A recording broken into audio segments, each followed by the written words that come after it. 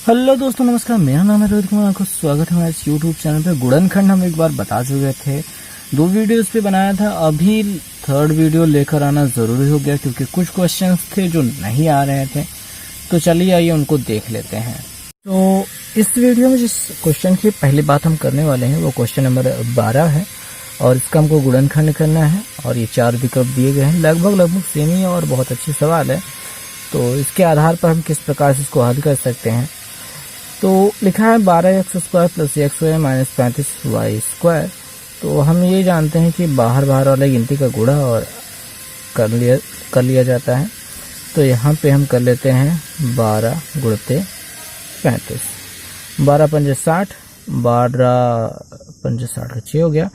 12 जोड़ पाते हैं 36 और 6 जोड़ने पर हो जाएगा 6 × 6 = 12 और यहाँ पे 42, 420, यानी कि हमारे पास 420 हो गया। अब हमें ऐसे 2 गिनतियाँ लेनी हैं जिनका गुणा करने पर 420 हो जाए और घटाने पर 1 मिल जाए। और अब यहाँ पे लेंगे तो ये जो 42 है, 21 दूना 42 होता है। अगर हम 20 × 21 लेते हैं तो काम हो जाएगा। 21 में 20 घटाने पर हो जाएगा 1 और 21 दूना 42 यानी 420 बन जाएगा।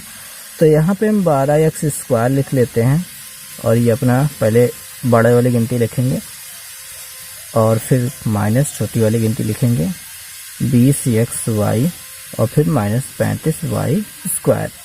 और यहाँ से हम कुछ कॉमन लेंगे, जैसे कि ये किसी से कटेगा, 3 से कटेगा, 3 कॉमन लेंगे और x कॉमन लेंगे तो 3 × 4 = 12, 4x हो जाएगा और प्लस 3 से 23 7y बचेगा। यहाँ से माइनस कॉमन लेंगे और साथ में 5 कॉमन लेंगे और y भी कॉमन होगा तो बचेगा 5 × 4 = 20, 4x और यहाँ पे 5 से 35 प्लस 7y। तो यहाँ पे 4x प्लस 7y कुछ यूँ निकल गया और 3x - 5y कुछ यूँ बच गया। तो ये रहा इसका आंसर। यहाँ पे सबसे मुश्किल काम यही होने वाला है कि आपका ये जो 420 मिल गया इसको किस रूप से बदला जाए। एक बार हम 420 को थोड़ा सा गुणनखंड करके देख लेते हैं। 2 से काटेंगे तो यह जाएगा यहाँ पे इतना, फिर 2 से काटेंगे तो 2 एकम 2, 2 पंचे 10, फिर काटेंगे 2 से तो नहीं कटेगा, 3 से काटेंगे, 3 तिरिका 9, 3 पचे 15, फिर 7 से कटेगा, 7 पचे 35 और 5 से काटेंगे 1 हो जाएगा। तो यहाँ पे हम जोड़े बना लेंगे। तो यहाँ पे 5 दूनी 10 दूनी 20 और 7 × 21 ऐसा करके हम निकाल सकते हैं 20 और 21 को। तो ये तो हो गया इसका उत्तर। तो दोस्तों जो नेक्स्ट क्वेश्चन हमारे पास है वो है 20 नंबर क्वेश्चन। 20 नंबर क्वेश्चन में दिया गया है कि 2x - 3y³ plus 3y - 4z³ plus 4z - 2x³। इसका क्या करना है, हमको गुणनखंड ज्ञात करना है। अब देखिए ये सबसे मुश्किल काम क्या है, ये बहुत बड़ी सवाल है। घाते 3 दिया गया है और सबसे आसान बात भी यही है कि इसमें घाते 3 दिया गया है। जब घाते 3 दिया गया है तो हम इससे डर जाएंगे और इसको पूरा लंबा करने के बजाय थोड़ा दिमाग लगाने की कोशिश करेंगे ताकि जल्दी हो जाए। तो हम दिमाग लगाने के बाद हम ये देखते हैं कि अगर हम इनका प्लस करें, ठीक है, अगर हम इसको a मान लें, इसको b मान लें और इसको c मान लें तो a + b + c बराबर आपको क्या मिलेगा। इसमें देखिए 2x कट जाएगा, 3y कट जाएगा, 4z कट जाएगा यानी 0 बच जाएगा। आपको लग रहा है ना, ठीक है, जब जोड़ेंगे तो ऐसे हो जाएगा। तो ये तो a है तो a³ + b³ + c³ बराबर 3abc भी होता है। एक फार्मूला तो ये भी होता है, जब ये अगर 0 हो रहा हो तो ये होता है। तो इसके पूरे बराबर विस्तार करने के बजाय हम ये कह सकते हैं कि ये हो जाएगा 3 और 2x - 3y और गुणते 3y - 4z और 4z - 2x। तो ये तो हो गया इसका फैक्टर, गुणनखंड हो चुका है। लेकिन अभी क्या करना है, हमको विकल्प भी मिलाना है। विकल्प देख लेते हैं क्या है। तो दोस्तों विकल्प तो कुछ इस प्रकार दिखाई दे रहा है, जैसे पहला वाला दिखाई दे रहा है 2x 3y ऐसे z करके रहा है। जैसे हमारे पास 3 खंड मिले थे तो 3 खंड वाला केवल ये दोनों विकल्प दिखाई दे रहे हैं, ठीक है।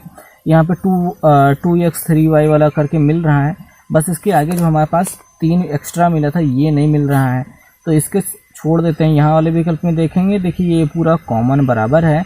बस आप ये समझिए कि 3 का हम अंदर गुणा करा लेते हैं। और याद रखिएगा इस 3 का केवल एक हिस्से में गुणा होगा, इनमें तीनों में बराबर नहीं होगा। केवल इसमें कर सकते हैं या इसमें कर सकते हैं या इसमें कर सकते हैं, तो हमने केवल इसमें करा लिया। तो 3 दूनी 6x हो गया, माइनस 3 त्रिका 9y हो गया। और आपको यहाँ पे 3y माइनस 4z और 4z माइनस 2x ये बच गया। अब यहाँ पे आप मिला सकते हैं, बिल्कुल इसके जैसा दिखाई दे रहा है, तो ये तो उसका उत्तर हो गया। तो दोस्तों जो अगला क्वेश्चन हमें जानना है वो है 23 नंबर। 23 नंबर क्वेश्चन में कहा गया है कि व्यंजक इसके घटक हैं। उसमें लिखा गया है शब्द घटक। अब घटक का मतलब होता है इसका हिस्सा, इसका हिस्सा मतलब इसका हिस्सा को गुणनखंड कहा जाएगा, ठीक है।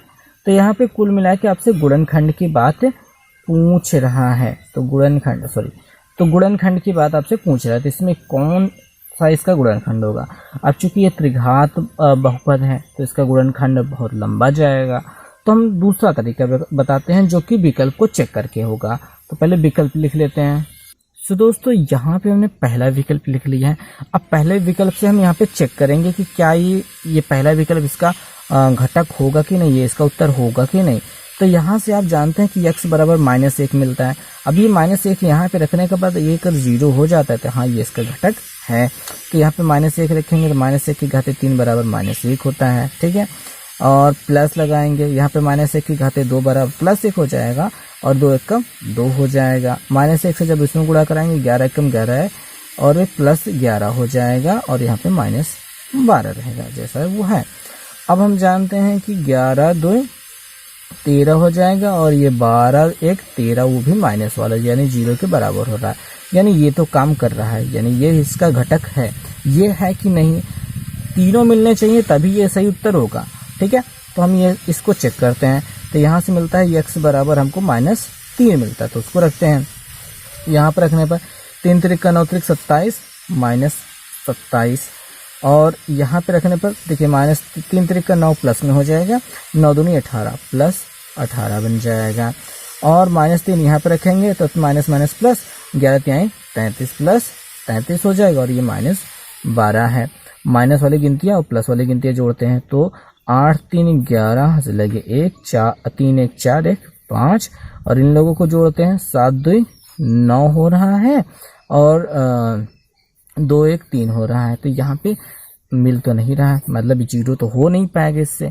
जब 0 हो नहीं पाएगा तो ये इसका गुणनखंड नहीं है, तो ये पहला विकल्प गलत हो गया।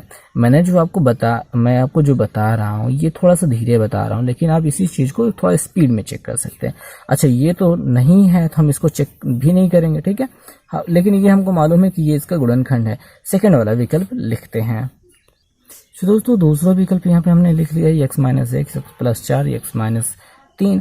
अब जल्दी रखते हैं। सबसे पहले बात तो मैं यहाँ पे देखिए प्लस वाला हमने चेक किया था, माइनस वाला तो चेक ही नहीं किया, तो इसको देख लेते हैं।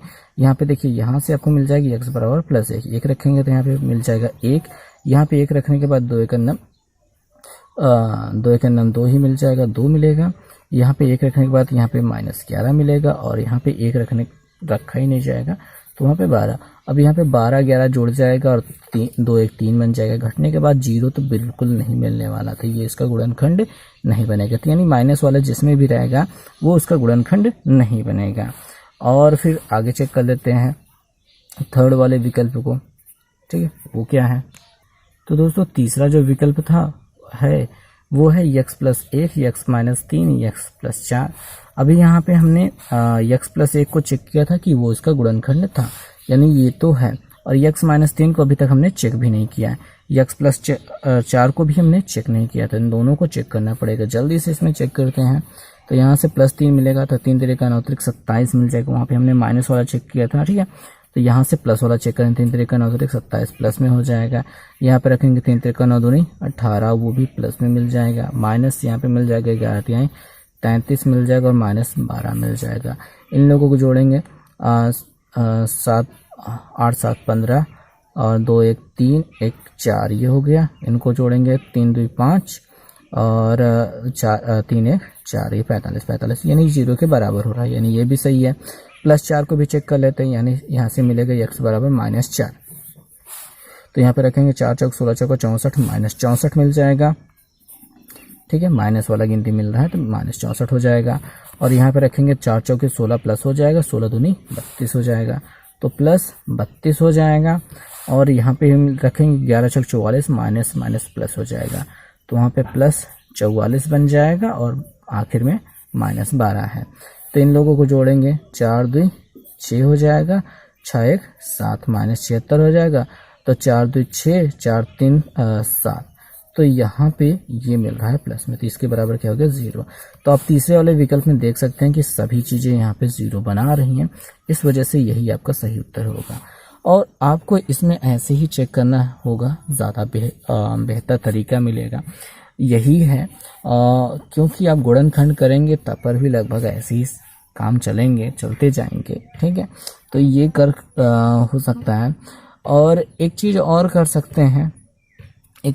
सकते हैं, विकल्प को इतना लंबा ना चेक करने के बजाय, जैसे हमने पहले विकल्प में चेक किया था, ये हमको 0 बता रहा था, तो इससे हम भाग करके गुणनखंड कर सकते हैं, तो ये भी एक तरीका हो सकता है।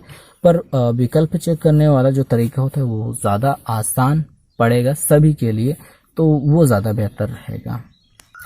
तो दोस्तों जो अगला प्रश्न है वो है ये 31 नंबर क्वेश्चन। यहाँ पे कहा गया है कि n का वह मान जिस पर व्यंजक ये पूरा जो दिया गया है का संपूर्ण वर्ग हो जाए। संपूर्ण वर्ग मतलब कि परफेक्ट स्क्वायर। परफेक्ट स्क्वायर के बारे में आप समझ लीजिए, जैसे कि आपको दिया जाता है x प्लस वाई, इसका होल स्क्वायर करते हैं तो आपको x square plus Y square plus 2xy मिलता है। ठीक है, तो ये भी एक संपूर्ण वर्ग है और ये भी एक संपूर्ण वर्ग है, बिकॉज ये संपूर्ण वर्ग दिखाई दे रहा है और ये इसका विस्तृत रूप है। अगर समेटा जाए तो इस रूप में हो जाएगा, तो ये भी परफेक्ट स्क्वायर ही होगा। अभी यहाँ पे ये भी परफेक्ट स्क्वायर हमको पूरा बनाना है, क्रिएट करना है। 16 x घाते 4 minus 32 x घाते 3 plus n x घाते 2 minus 24 x plus 9, ये जो है परफेक्ट स्क्वायर है, घाते 2 है, तो उस पे आधार पे हमको इसको बनाना है। तो परफेक्ट स्क्वायर बनाने के लिए, घाते 2 बनाने के लिए यहाँ पे आप कितने पदों को देख रहे हैं। अगर यहाँ पे 2 पदों का होगा तो टोटल 3 पद बनेंगे। तो यहाँ पे ये कितने पद बन रहे हैं, 1 2 3 4 5 पद बन रहे हैं, तो संभवतः ये 3 पदों वाला होगा, यानी x plus Y plus z whole cube वाला। अब यहाँ पे विस्तार तो कुछ ज़्यादा ही लंबा होता है, बट थोड़ा सिमट भी जाएगा, क्योंकि यहाँ पे x y z 3 अलग अलग गिनतियाँ होती हैं, यहाँ पे x अकेले काम कर रहा है। तो इसके जो हल देखने के बाद हमको इस किताब में हल जो दिया गया है उसके आधार पर समझ में आता है कि ये किसका वर्ग होगा। ये होगा 4 चौक 16, 4 x स्क्वायर का स्क्वायर रहा होगा। ठीक है, और यहाँ पे देखिए 2 जगह पे माइनस दिखाई दे रहा है, इसकी वजह से यहाँ पे माइनस लिया गया और वहाँ पे लिखा गया ax। ठीक है, ax लिया गया, और ये आखिरी वाली गिनती लेंगे। बीच वाली जो भी मटेरियल हो रहा है वो इन्हीं के गुणा करने के बाद फैलता है, सिमटता रहता है, तो उससे ज़्यादा वो फर्क नहीं पड़ेगा। बट यहाँ पे जो ये होगा 3 का वर्ग होगा, यानी 3। ठीक है, ये इसका स्क्वायर रहा होगा, संभवतः यहाँ पे हमने मान लिया है। और अब हमें बस इसका विस्तार करना है और यहाँ पे इसके साथ तुलना करनी है। कैसे करना है, तो यहाँ पे a स्क्वायर, देखिए विस्तार क्या होता है, एक्स क्यू यहाँ पे स्क्वायर की बात कर रहे थे, ax square plus Y square plus Z square plus 2xy plus 2yz plus 2zx। तो ये जो होता है ये आपका विस्तार होता है, तो इसी के आधार पर हमको इसको विस्तार देना है। चलिए विस्तार करते हैं। तो पहले बात तो यहाँ पे 4x इसका स्क्वायर बनेगा, प्लस यहाँ पे माइनस ax इसका स्क्वायर बनेगा, प्लस 3 स्क्वायर बनेगा, प्लस 2 गुणते 4x गुणते माइनस ax। ठीक है, अभी यहाँ पे माइनस क्यों कब आएगा वो आपको पता चल जाएगा जब विस्तार इसका अच्छे से हो जाएगा। तो प्लस 2 यहाँ पे गुणा करेंगे माइनस ax गुणते 3 से, और प्लस 2ca हो जाएगा। तो यहाँ पे स्क्वायर हमने लगाना छोड़ दिया था, भूल गए थे, यहाँ पे स्क्वायर लगाना ज़रूरी है। ठीक है, a स्क्वायर था, यहाँ पे x स्क्वायर है, और यहाँ पे 2 गुणते 3 गुणते 4x²। तो ये बन गया कुल मिला के। अभी थोड़ा सा विस्तार करेंगे तो यहाँ पर 4 चौके 16, x के घाते 4 बनेगा, इसके समान हो गया। और यहाँ पे जब स्क्वायर करेंगे तो माइनस प्लस हो जाएगा और प्लस a²x² बचेगा। और यहाँ पे प्लस 3 त्रिका 9 बच जाएगा, प्लस यहाँ पे हो जाएगा माइनस बन जाएगा, क्योंकि इस माइनस से गुणा होने के बाद माइनस हो जाएगा। 4 दूनी 8 और x ए भी रहेगा, x और x का गुणा x³ हो जाएगा। और इधर जब गुणा कराएंगे तो ये माइनस बचेगा और यहाँ पे 3 दूनी 6 ax हो जाएगा। और यहाँ पे बचेगा प्लस 4 तिहाई 12 दूनी 24, प्लस में 12 दूनी 24 और x² बचेगा। थोड़ा सा इसको समेट लेते हैं। 16x घाते 4 घाते 3 को लाते हैं, इसको लाते हैं, माइनस 8ax³, फिर घाते 2 को लाते हैं, घाते 2 दिखाई दे रही है, इसमें से हम x को घाते 2 को कॉमन ले लेंगे, प्लस लगाएंगे, कोष्टक में यहाँ पे a² मिल जाएगा और प्लस 24 मिल जाएगा। ठीक है, तो इनका और इनका काम हो गया, इनका भी काम हो गया। अभी x वाले को लिखना बाकी है तो उसको भी लिख लेते हैं। माइनस 6ax होता है और प्लस 9 बच रहा है। तो ये कुल मिला के हिसाब बन गया है। अभी यहाँ पे हम तुलना करेंगे, ठीक है, कंपेयर करेंगे। कैसे कंपेयर करेंगे, देखिए 16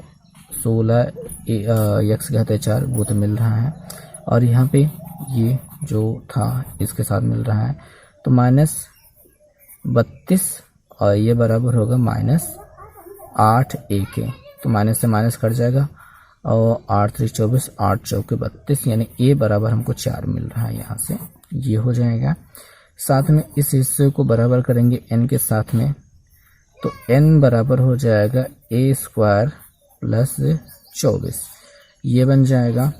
साथ में अगर हम यहाँ से a को बराबर करते हैं इस 24 के साथ, ठीक है, 6a को बराबर करते हैं 24 के साथ, तो 24 जो माइनस में था और यहाँ पे -6a बन रहा था, तो माइनस से माइनस कट जाएगा।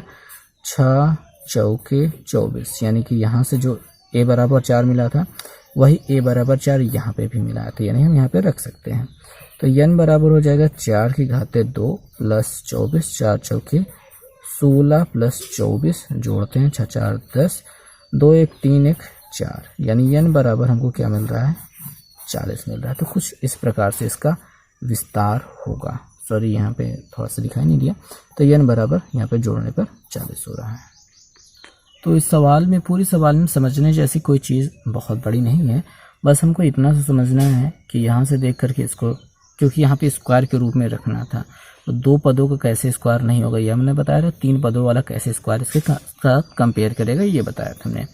अब यहाँ पे आगे वाला हमने कैसे लिया, इससे लिया, और पीछे वाला इससे लिया, ठीक है, इससे लिया, और बीच में ax लिख दिया। ये अपनी मर्जी का हिसाब है। और माइनस लगाना ज़रूरी इसलिए था क्योंकि 2 जगह माइनस दिखाई दे रहा था। अगर माइनस ना दिखाई देता तो हम यहाँ पे प्लस लेते।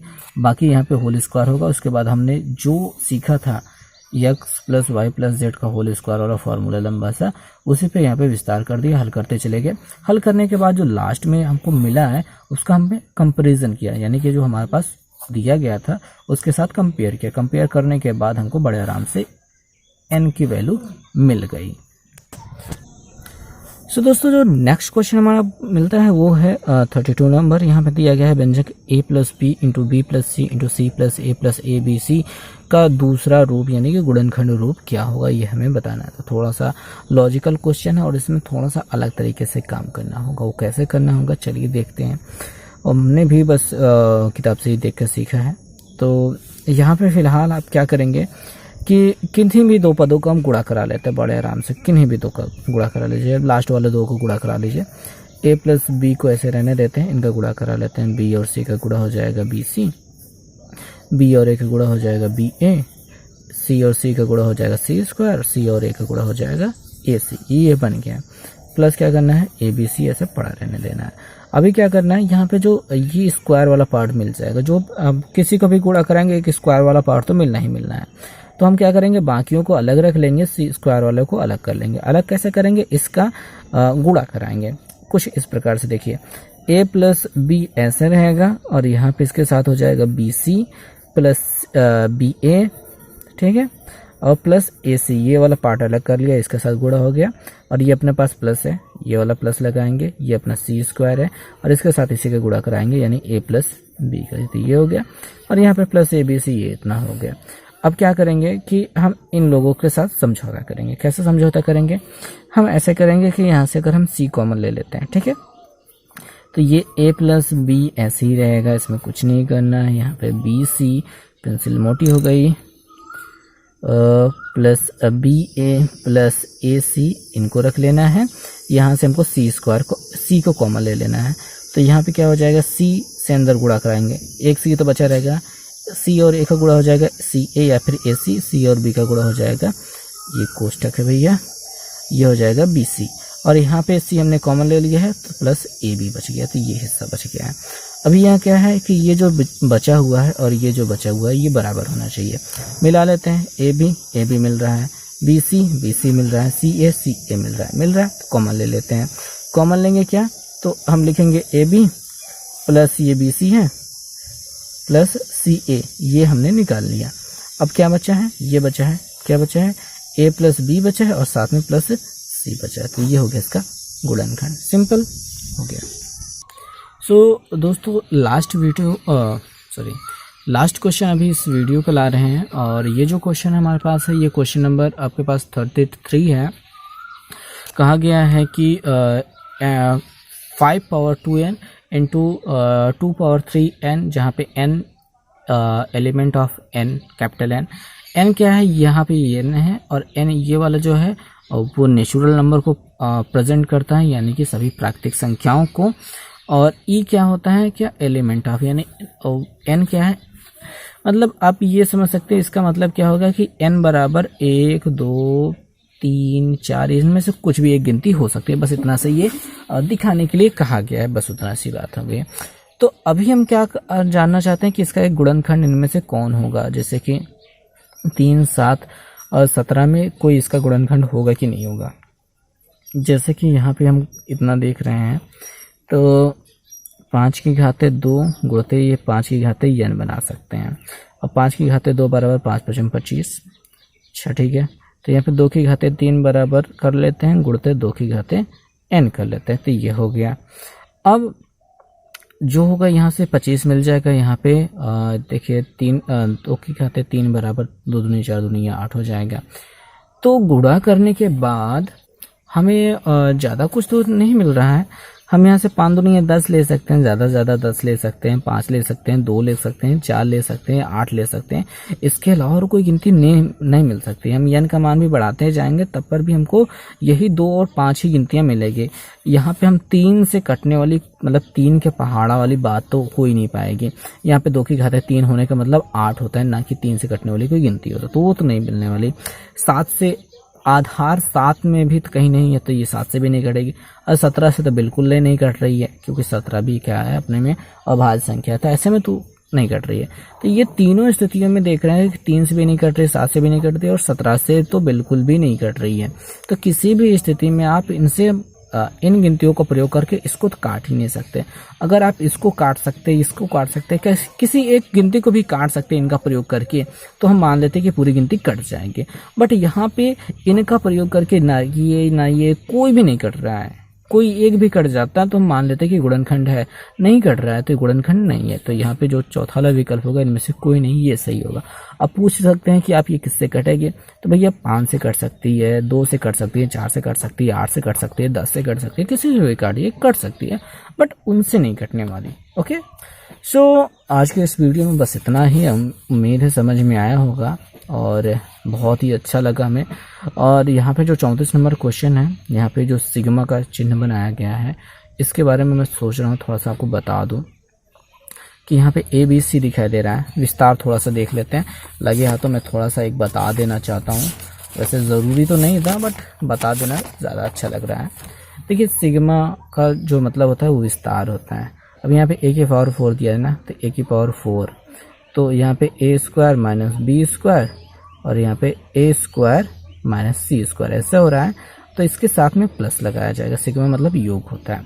अब ए बी सी 3 गिनतियाँ थी तो यहाँ पे हो जाएगा बी की घाते 4, और यहाँ पे ए के बाद बी आ जाएगा, बी के बाद सी आ जाएगा, सबके साथ स्क्वायर लगेगा, ए के बाद बी आ जाएगा, सी के बाद ए आ जाएगा, ठीक है, स्क्वायर ऐसे लग जाएगा, और साथ में प्लस सी की घाते 4 बनेगी, ठीक है, सी की घाते 4 बनेगी।